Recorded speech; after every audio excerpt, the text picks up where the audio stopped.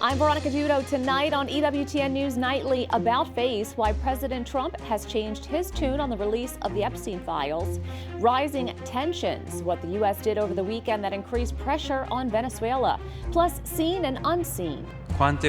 So many forms of poverty oppress our world. What kind of poverty the Pope says affects young people in a particular way. These stories and more tonight.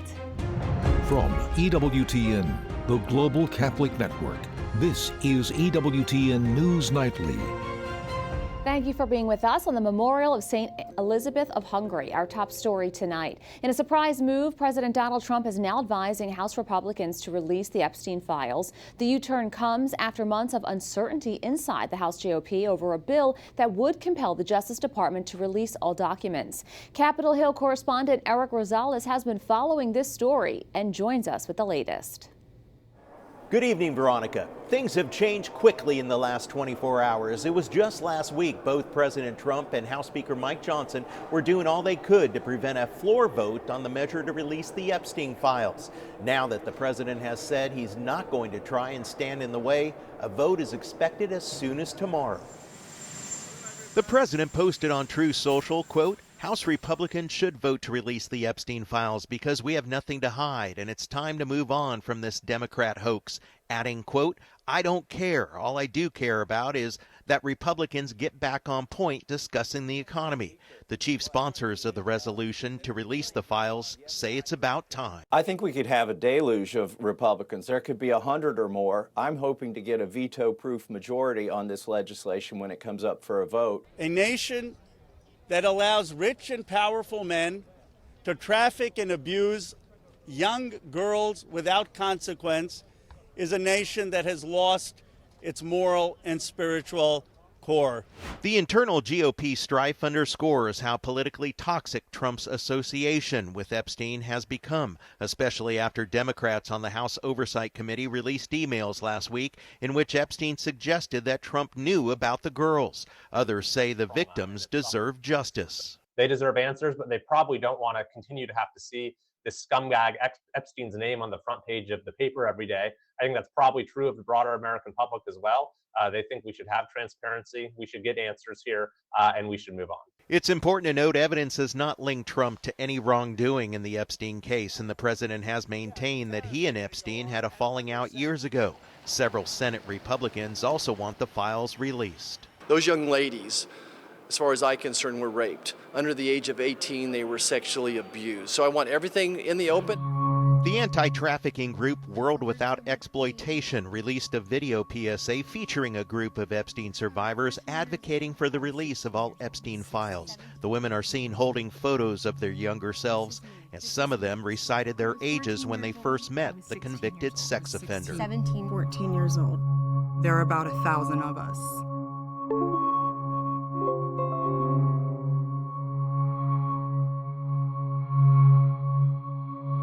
It's time to bring the secrets out of the shadows. It's time to shine a light into the darkness.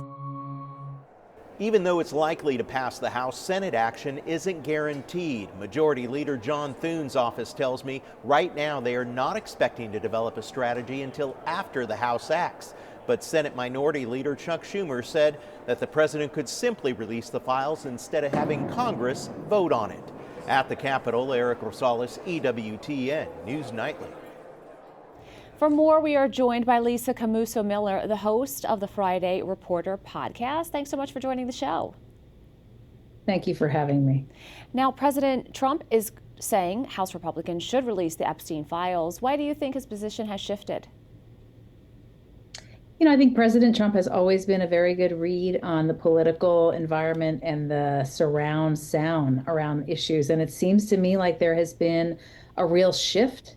And also, too, he's a good read on communications and the way people just are taking in information. I think the takeaway here is that President Trump saw that there was going to be political pressure to release those files and has decided that the resistance to offer access to those files was more news than the actual files themselves. And so I think the president sees this as an opportunity to set the record straight, offer people insight into what happened there, and then to move on from that. So if Congress acts on President Trump's call, what political ripple effects could this have across both parties? Well, I think for one, there's a lot of conversation about whether or not the House will vote to release the file and how the Senate will respond. A lot of folks say that it could possibly die in the Senate. I actually think that if over 400 members of the House of Representatives vote to release those files, it's going to put a lot of pressure on the U.S. Senate to do the same. The other question, too, Veronica, is whether or not there even needs to be a vote to release these files. The president himself is in charge of the DOJ. So why, in fact, are they making this procedural process go through in the first place? Why not, if you're the president, just say, release the files and let the noise and the distraction of all of this be over? To me, I think the political pressure is that it is already happening and unfolding before us. And I think that there will be a lot of ripple effect, not only here in the U.S., but all across the globe. Now, this has been a years-long, complicated story. Why do you think the Biden administration didn't just release the files? You know, it's really hard to tell, but President Biden was someone who I think was a very smart, had really smart insights into the impact that these files could have, like I said, not just here in the U.S., but all across the globe. I suspect that there are probably a lot of our allies who have embarrassing information that are included in these files, and I suspect that it was a diplomatic decision on behalf of the president previously. So as you mentioned, so far, Senate Republicans, they have not committed to holding the vote. Do you think that could change if the majority of House GOP members support it? Yes, I do. I think that there's going to be a lot of political pressure to vote in favor of opening the files if, in fact, the House does what we expect to do, and that's to vote in a very large majority in favor of that. And if both the House and the Senate do pass the bill, do you think the Justice Department would release the files? Well, that I think remains to be seen. I wonder behind the scenes if perhaps the imaging is that the president says that they should vote, that the vote will happen, and then the DOJ will make a different decision. You never know what the lawyers are going to say one way or the other. But I think that ultimately the political pressure on this particular movement has been so incredibly heavy and so incredibly incited, not only on the Republican side, but on the Democrat side. Everyone is eager to have these files open and made available, other than those who perhaps are going to find themselves in a place where they have to defend what's included in there. Lisa Camuso-Miller, thank you so much. Thank you. When it comes to Venezuela, President Donald Trump says he doesn't rule out anything. He's already authorized ongoing deadly strikes against drug boats off the coast of the South American country. His team calls it a matter of national security. White House correspondent Owen Jensen reports. Owen. Veronica, today President Donald Trump said he loves Venezuela and the people of Venezuela. But in the Oval Office this afternoon, he did not mince words when discussing Venezuela's president, Nicolas Maduro. President Trump says Maduro has not been good to the United States. He's done tremendous damage to our country, primarily because of drugs, but really because we have that problem with other countries too. But more than any other country, the release of prisoners into our country has been a disaster. The U.S. State Department designates a group tied to Venezuelan President Nicolas Maduro as a foreign terrorist organization. The State Department says Cartel de las Solas, or Cartel of the Suns, is one of the groups responsible for terrorist violence throughout our hemisphere, as well as for trafficking drugs into the United States and Europe. Adding, neither Maduro nor his cronies represent Venezuela's legitimate government. The U.S. has already stepped up its military presence near Venezuela with airstrikes on suspected drug trafficking boats, hitting more than 20 since Operation Southern Spear started. We have almost no drugs coming into our country by the sea, by the waterways. Colombia has cocaine factories where they make cocaine. Would I knock out those factories? I would be proud to do it personally. I didn't say I'm doing it, but I would be proud to do it. U.S. Southern Command says the Gerald R. Ford Carrier Strike Group has entered the Caribbean Sea to support the president's directive to dismantle transnational criminal organizations and counter narco-terrorism. Maduro earlier said the U.S. is fabricating a war against him. El gobierno de Trinidad y Tobago. In a speech to supporters, Maduro criticizes Trinidad and Tobago, the island nation close to Venezuela holding joint exercises with the U.S. military. Maduro denouncing the drills as irresponsible. President Trump also said today it would be okay with him to launch strikes in Mexico if it was to stop drugs. He said he's not happy with Mexico. At the White House, Owen Jensen, EWTN News Nightly. Today, the Supreme Court announced it will review a controversial immigration policy used during the first Trump administration.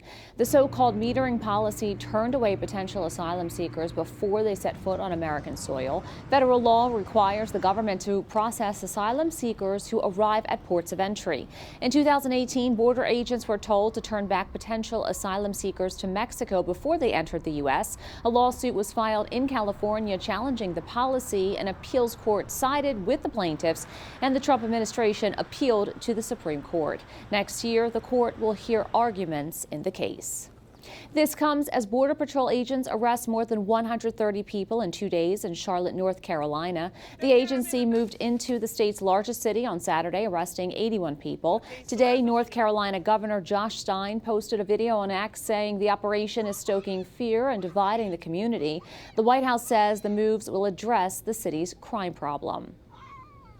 We've seen masked, heavily armed agents in paramilitary garb driving unmarked cars, targeting American citizens based on their skin color, racially profiling and picking up random people in parking lots and off of our sidewalks, going after landscapers simply decorating a Christmas tree in someone's front yard. It's unclear how long the operation will last. The advocacy organization Catholic Vote has released a report titled Immigration Enforcement and the Christian Conscience. It concludes there are many factors to consider when it comes to charity towards the immigrant. Well, I think that the conversation around immigration needs this second pillar that often gets ignored, fleshed out just a little bit more, and that's the question of the common good and a nation's right to secure its borders. Obviously, these are difficult questions to have answered. How many migrants can a country absorb? What processes do we need to have in place for them? But we certainly can't ignore the question of enforcement. It's a key part of Catholic doctrine and one that's sometimes missing in the conversation about immigration. Catholic social teaching on immigration states that a country must regulate its borders with justice and with mercy. The USCCB reiterated that point in a special message released at their fall plenary meeting last week, in which they also stated that nations have a responsibility to regulate their borders and establish a just and orderly immigration system for the sake of the common good. Catholic teaching exhorts nations to recognize the fundamental dignity of all persons, including immigrants. We bishops advocate for a meaningful reform of our nation's immigration laws and procedures. Human dignity and national security are not in conflict. Both are possible if people of good will work together. Today, many air travelers are flying high thanks to the Federal Aviation Administration. At 6 a.m. this morning, it lifted all restrictions on commercial flights, citing safety concerns and staffing shortages during the government shutdown. The FAA issued an unprecedented order to reduce air traffic at 40 major airports. Carriers are expecting operations to rebound for the Thanksgiving travel period. We have a lot more still to come on EWTN News Nightly, including opening the doors, why the Pope invited all of these people to have lunch with him. Plus, a railroad track blows up in Poland with the country's prime minister calling it sabotage, who some think is to blame.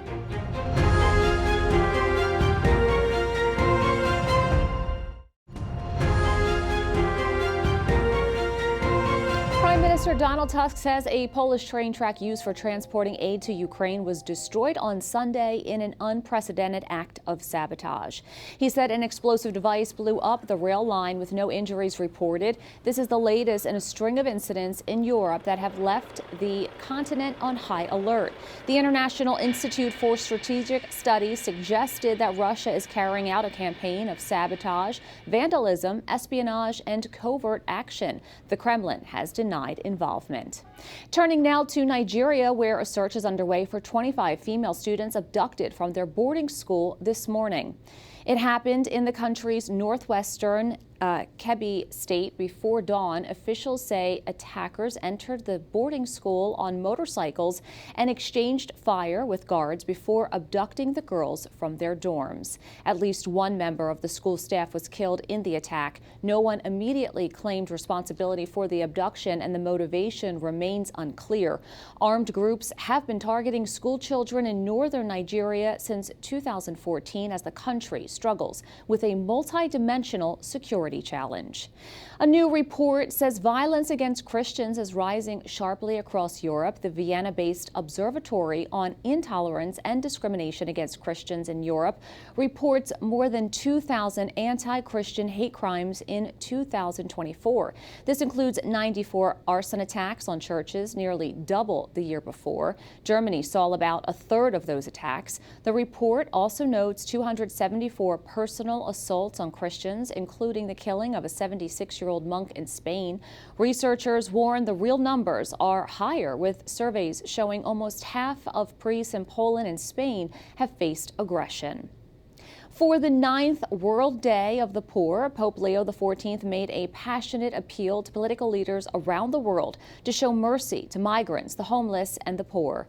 EWTN News Vatican correspondent Valentina Di Donato has more.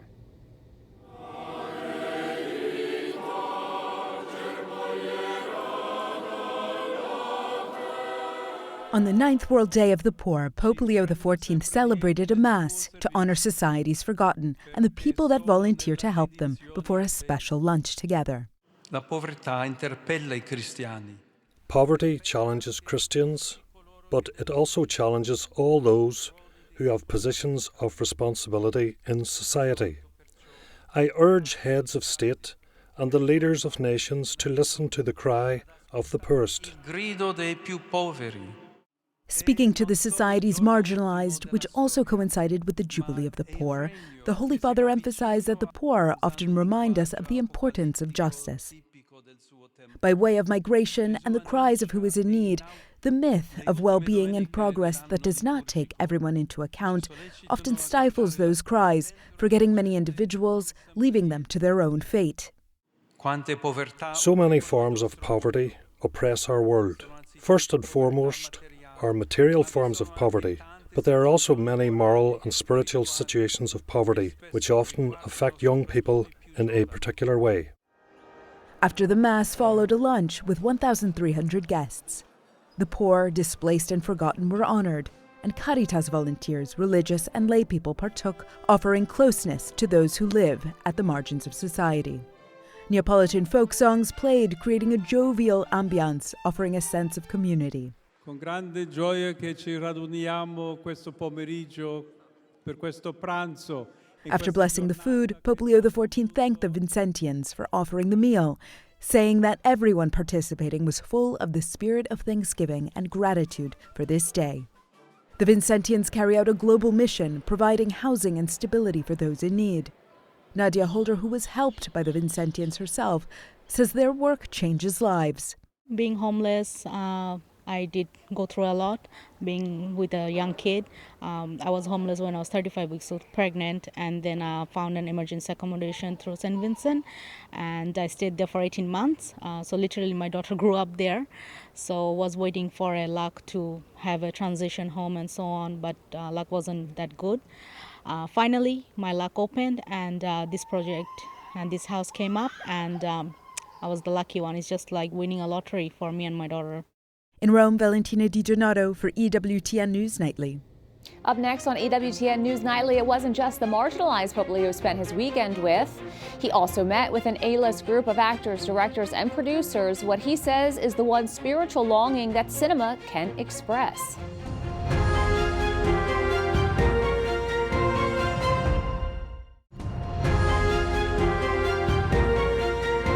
Pope Leo received a group of filmmakers, actors, and producers at the Vatican, reminding them that cinema is more than just entertainment. Il cinema è un'arte giovane. During the World of the Cinema meeting, the Holy Father affirmed the cultural and societal value of cinemas and theaters. He described filmmakers as pilgrims of the imagination, seekers of meaning, and narrators of hope. The Pope stressed that violence, poverty, exile, loneliness, addiction, and forgotten wars are issues that need to be acknowledged and narrated. He encouraged those in the industry to use their work to amplify marginalized voices, confront social injustices, and offer hope. He also urged them to continue to offer audiences a glimpse of the mystery of God. The Pontifical Gregorian University recently hosted the AI Builders Summit. It brought together tech developers, investors, and experts to discuss artificial intelligence, its growing effect on industries, and how the Catholic faithful should approach it. After the summit, I had the chance to speak with an expert who was there. Vince Mastrangelo, a member of Legatus, an organization of Catholic lay executives. Vince, you were at the Builders AI Forum in Rome. What outcomes or initiatives does the forum hope to achieve, and how might this gathering shape the future of faith-driven technology development? Thanks for the question, Veronica. So, one of the key themes of the conference is a question that's on a lot of people's minds right now. Not just at the Vatican or in the Catholic faith circles, but in the whole world, the whole secular world is asking, what does it mean to be human? And that is really the key question right now surrounding some of the fear that's being generated around the subject of AI. I'd just like to start out with a quote from Pope Benedict. He said in 2010, when we're faced with this vast increase in knowledge and social change, we have two options. We can be fearful or we can be hopeful. How are Catholic institutions envisioning the role of artificial intelligence in advancing the Church's mission and values globally? It's a perfect extension of what Pope Benedict said, and Pope Francis extended in his letter, Antiqua et Nova, talking about what's old and what's new, and really pushing us to use this as an opportunity, especially an opportunity for evangelization when so many people are seeking. And that means in Catholic education, Catholic healthcare, and also Catholic leadership in parishes around the world. Can you share a bit more with our viewers about Legatus? Absolutely. So Legatus was formed almost 40 years ago, and really in response to secular organizations like Young Presidents organization that really sought to bring together leaders in corporate environments together to share ideas, concerns, fears about the material world. And Tom Monahan saw this as an opportunity to bring together Catholic leaders in an environment, and not just the Catholic leaders, but Catholic leaders' families. When you join Legatus, you join as a family. We have meetings that support each other, but also support not only our mission in our corporate leadership, but also our faith leadership and our leadership in the world, because our lives will extend beyond our corporate careers. And just like you have to play out all four quarters of the game, you have to play out all four quarters of your life, and that extends beyond your career.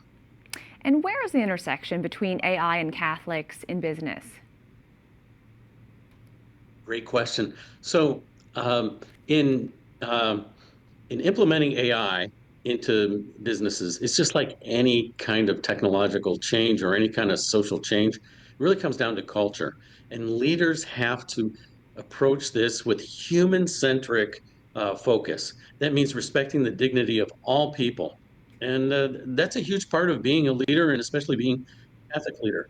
Vince Mastrangelo, thank you so much for joining us. Thank you for having me. We thank you for watching tonight. Remember, you can follow us on social media, Facebook, X, YouTube, and Instagram at EWTN News Nightly. I'm Veronica Dudo. Good night and God bless.